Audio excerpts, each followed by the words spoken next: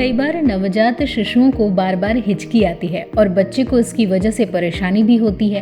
हिचकी आने का कोई ना कोई कारण तो होता है और उस पर हमारा कंट्रोल भी नहीं होता।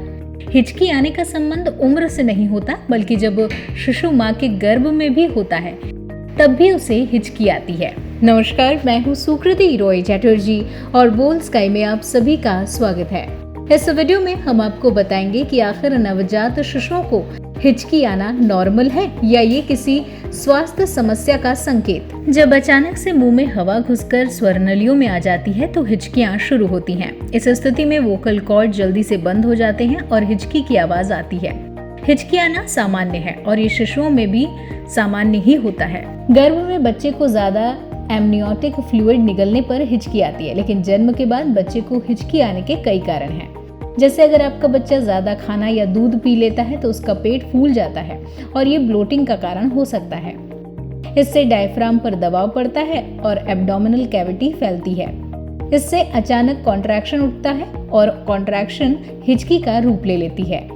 वहीं बोतल से दूध पीने पर शिशुओं को हिचकी आने की संभावना ज्यादा रहती है, क्योंकि दूध के साथ साथ बच्चा हवा भी निगल लेता है। कई बार शिशु बहुत संवेदनशील और नाजुक होते हैं, जिस कारण हवा में मौजूद प्रदूषण जैसे धूल, मिट्टी, केमिकल्स, वाहन से निकलने वाले धुएं, इससे खांसी या एलर्जी होने का खतरा भी रहता है। इन प्रदूषकों की वजह से लंबे वक्त तक खांसी रहे तो डायफ्राम पर दबाव पड़ता है और कॉन्ट्रैक्शन शुरू होता है, जिससे हिचकी आने लगती है।